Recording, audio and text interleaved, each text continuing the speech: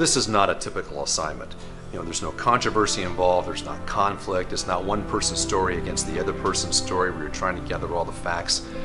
These are true American heroes, and you're trying to tell their stories about what took place there and about what they're experiencing. As Honor Flight says, this is one final mission with honor, and we wanted to document that. We wanted to showcase that. This flight was very similar to the first honor flight in what I saw. Again, amazing American patriots who were in the twilight of their years, but knew they were going to have one last adventure with their comrades, with their friends, with fellow veterans. And I think they were really, really looking forward to it. But I think what they experienced was much more than they had anticipated. It was beyond my imagination it could ever happen. I have thoughts of the war and all that, but I never dreamed that I could come down here and share the stories of their experiences. And again, I think as the words that I used it was a validation for their call to duty and for a life well served.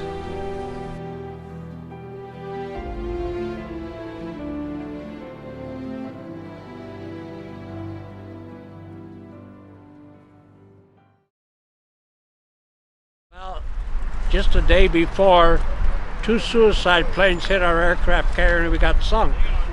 And we were in the water that night, and we got picked up by a destroyer escort, a little boat, and the next day they brought us right into Iwo Jima, right below Mount Suribachi. We were as far as from here to those oak trees. We saw this flag go up that morning, and I was like a hospital ship there, because mostly us wounded guys on this transport that brought 2,000 Marines to the island the day before. And so we were on that ship and heading back to the States. And that morning we were out, most of us were out on the deck, and the skipper said, "Look up on the mountain," and we saw the flag flying.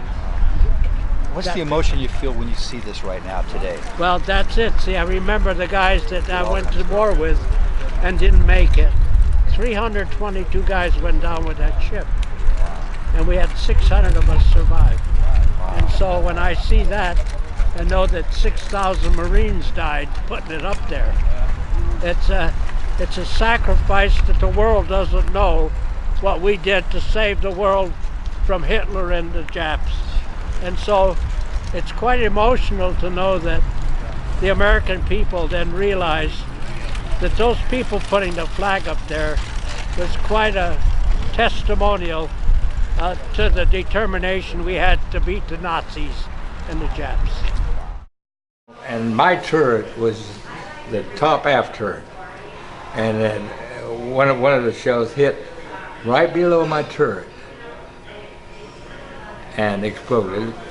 And I was very fortunate because I couldn't get a shot when it was going through, so I turned my turret around and figured I'd get a shot that way. And it's a good thing I turned around, because otherwise I got hit in the back. The seat that I was in, the turret seat, was a mass of shell fragments, and otherwise it had hit and come up. I wouldn't be here today. I was very fortunate. What made me turn around is just the fact that I wanted to get a shot going out. Yeah. So I was very, very lucky. Good for you. When I came home from my deployment in Afghanistan, I'm a nurse, and I was over there for 7 months. We came home through Baltimore, which is the same airport where we came in for the honor flight, and we walked through the doors and we weren't expecting it at all. We were in our camouflage and we were just trying to make our terminal, and we came through and the World War II veterans were welcoming us with the flags, and the little women who maybe were nurses or waifs or had some role in World War II welcomed us home, the nurses welcoming the nurses home, and it was really special, and I'm so glad that now we can welcome them home. And we came back to the States for repairs, and of course all the way back to we had no food supplies, so all the way back to the States we had nothing to eat 3 times a day but canned Spam and weevil-filled bread, because weevils had gotten into the flour, and so that's all we had to eat for three weeks. For you. Well, the interesting part of it was that when we got into Terminal Island down at Long Beach, I was on the first Liberty crew to go home for 30 days Liberty, and being wartime, meat was very hard to get, and I got home and my mom was so proud she still had a can of Spam in the cupboard. I didn't have the heart to tell her that that's what we had lived on for 3 weeks. When the concentration camps were opened up over to Japan, they had, and these were just young kids in their early 20s and everything. It was just terrible, their bodies. And all you could see were these eyes that would look at you. And strong surgeons, the tears would just roll down their cheeks. And we had what is called dirty surgery, because it took care of the disease that they had. And they'd come in, and these young men and these great big eyes, and here was this little nurse, and I would whisper in their ears, "You're safe now. You're home, and we're going to take care of you." We did. And I did.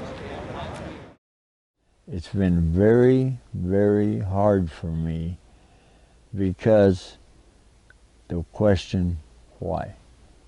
Why did I make it? And every step that I took, and whatever, it was always a major hassle. It's been a fight. And yet, my wife Joy said the other day, when you and Jean offered to come up and talk to me, and Joy just said,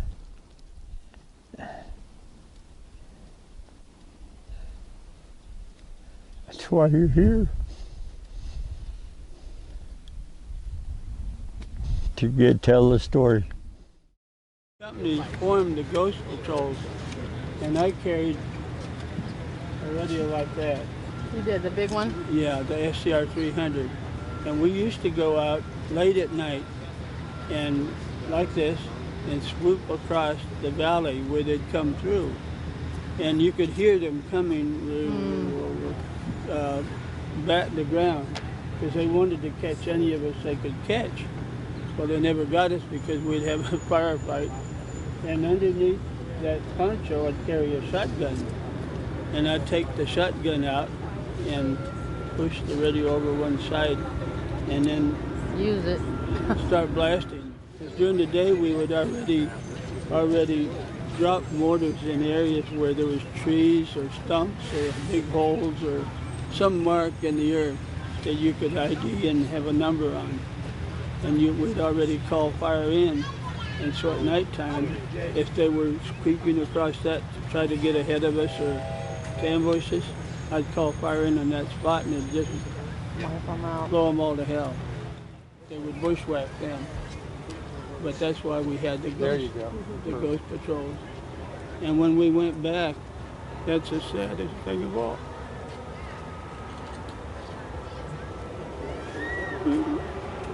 Please.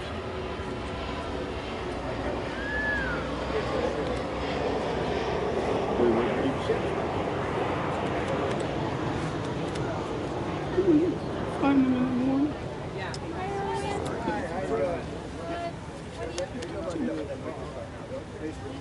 I'm sorry you had to go through that. The welcome home in Fresno, I think, breaks all records for homecoming at the Fresno Yosemite International Airport. I've never seen a crowd of less than 600. I think the last trip it was between 800 and 900. There are family members, there are bands, there are children, there are Cub Scouts, there are banners. It is just an amazing, amazing experience for these World War II veterans. So what is the impact? The impact that I read about in letters that are sent to me is profound. I'm staggered by what they say. I mean, here they are, 90, 93, 94, 99, And they say it was the best trip of my life. It was the most important trip of my life. And this is what really astounds me in some ways, but I've learned more about it. They say this was the welcome home I never had at the end of World War II. It just struck me, all these people stopping and thanking me for serving that I didn't know, and with a smile. And it really is kind of tough to hang when they do that. They thank me for serving, and I thank them for thanking me.